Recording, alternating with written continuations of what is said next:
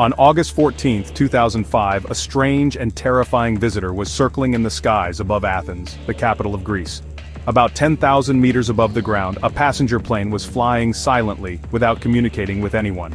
The scary part was that for the past 2 hours this plane hadn't responded to any messages from any control tower.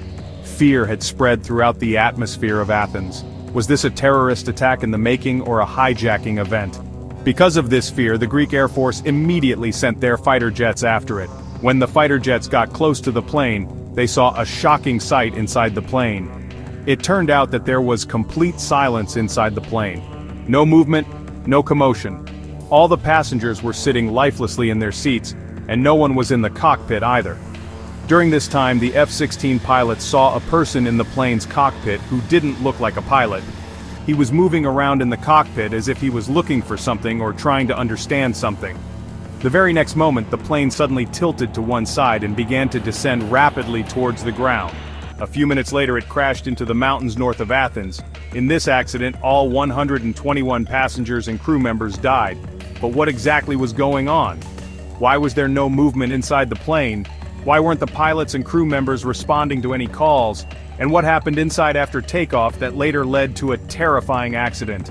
This is the story of Helios Flight 52, also known as the Ghost Plane. Welcome back to ZMTV's videos. On the morning of August 14, 2005, 115 passengers and 6 crew members boarded Helios Flight 52 at Larnaca Airport in Cyprus. Their destination was Prague, a city in the Czech Republic, but they had to make a stopover in Athens on the way. It was summer, and most people were traveling from Cyprus for holidays, planning to get off in Athens. The captain of this flight was a very experienced person. At 59 years old, he had over 17,000 hours of flying experience. The first officer was also 51 years old and had spent 7,500 hours in the air. Usually in such accidents, the crew's expertise is highlighted, but in this case, the story was a bit different. These two pilots had been on several flights together before, and the first officer had often complained to his friends and family about the captain's demanding and strict behavior. The airline was already aware of this issue. Not only that, but the first officer's training record also showed that he had trouble with checklist procedures. This was something that would later prove to be very important. The plane was a 7-year-old Boeing 737-300. In the cool morning air, the plane took off from Larnaca Airport without any problems. As soon as the plane went above 10,000 feet, the crew contacted Nicosia Air Traffic Control, and the captain asked for permission to fly at 34,000 feet, which he received. But as soon as the plane reached an altitude of 12,000 feet, an alarm suddenly started ringing in the cockpit. This was the same alarm that often rang on the ground before takeoff, when there was a problem with the plane's takeoff configuration. Because of this, both pilots were surprised that they were hearing it in the air. After 90 seconds, the captain contacted his airline's operations center and told them about the takeoff configuration warning. He also said that the ventilation cooling fan lights were off, and further asked where their circuit breakers were located. The engineer on the ground replied that those lights should be off anyway, and that the circuit breaker was behind the captain's seat. When the engineer asked the captain to confirm the issue, the captain said that it wasn't off. The pilot's answer made no sense to the engineer. Meanwhile, the engineer remembered something. Before the flight, this same engineer had checked the plane's pressurization system. Because the controls for this system were close to the controls about which the captain was giving confused answers. Because of this, the engineer asked the captain if the pressurization mode was on auto or manual, but instead of answering this, the captain repeated the same question. Where are the circuit breakers located? During this conversation, the passengers' oxygen masks inside the plane had dropped. A little while later, Helios ground operations lost contact with the plane. In no time, the plane reached 34,000 feet, and all attempts to contact it now seemed to be failing. Now, Helios operations contacted Nicosia Air Traffic Control and asked them to try to contact Flight 52. For the next 5 minutes, the controller tried to contact the plane, but there was no response. Then the controller contacted another plane near Flight 52 and asked them to try to contact Flight 52, but this method also failed. During this time, Flight 52 had now entered Greek airspace without permission and continued its flight plan. Nicosia Air Traffic Control Tower also tried to contact Flight 52 on the emergency frequency, but there was no response from here either. Then they contacted Athens ATC in Greece and asked if they had made contact with Flight 52, but sadly, there was no response from the plane to their radio calls either. Now there were two possibilities here. Either Flight 52 had a radio transmission problem, which meant they could hear calls but couldn't send back replies, or both pilots had been taken hostage. Considering the first possibility, Athens Control Tower gave the plane permission to descend. But there was no sign of descent from Flight 52.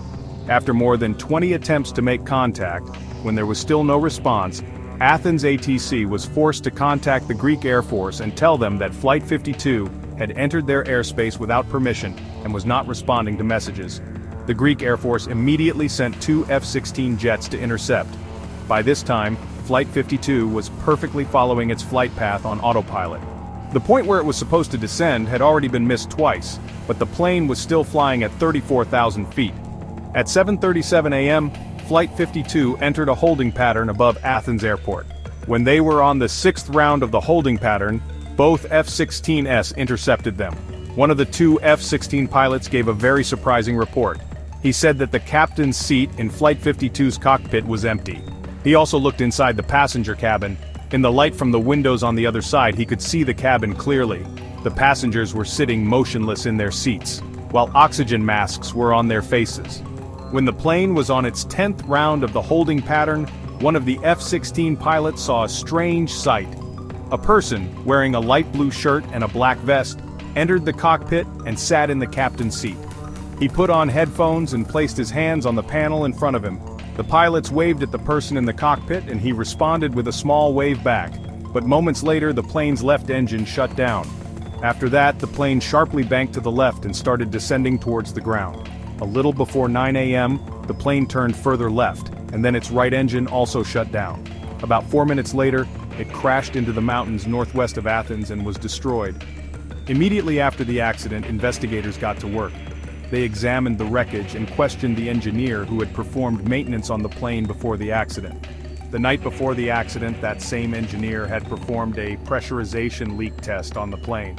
During this test, he had moved the pressurization mode switch on the overhead panel from auto to manual. But after finishing his work, he forgot to switch it back to auto.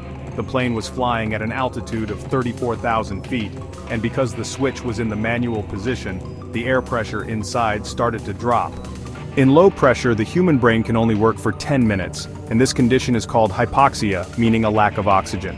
The first effect of this is on the brain, leading to confusion, reduced ability to think, and eventually unconsciousness or even death. Both pilots should have checked this switch during their pre-flight duties, but they didn't notice it. Because normally, that switch is in the auto position. They had two more chances to identify the problem, before taxiing and after takeoff. But they missed every opportunity. When the plane went above 12,000 feet, the cabin altitude warning alarm started ringing, but the pilot's attention was drawn to the takeoff configuration warning instead of the pressurization system. In this misunderstanding, they started the procedure that is usually done on the runway before takeoff, and in doing so, they completely ignored the real problem.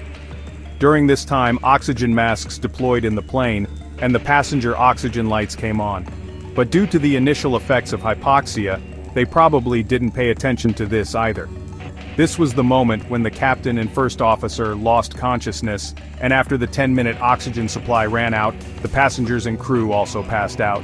Now the question is, who was that person in the cockpit who arrived there 2 hours after they lost consciousness? The investigation revealed that it was flight attendant Andreas Prodromou, who had a commercial pilot's license but was not qualified to fly a 737. The cockpit voice recorder showed that Prodromou had also tried to make mayday calls after the engines failed, but he accidentally forgot to press the transmit button. The investigation board found that his flying expertise was not enough to control a Boeing 737, especially when the engines had failed due to running out of fuel, and even if he had managed to land the plane somehow, it would have been impossible for the passengers and crew to survive, because prolonged hypoxia causes irreversible damage to the brain. During the investigation, 3 out of 4 portable oxygen cylinders were found used among the plane's wreckage. This proved that Prodromou, and perhaps 2 other cabin crew members, had used these cylinders. This is why they remained conscious longer than the other passengers and pilots. After the Helios Flight 52 accident, the aviation industry learned a great deal, and many new SOPs, standard operating procedures, were created, which advised Boeing to increase pilot training and understand the difference in warnings. After these SOPs were put into place, an accident like Helios Flight 52 has not happened again to this day. We hope you all will like and share this ZMTV video. Thank you so much for all your lovely comments. See you in the next amazing video.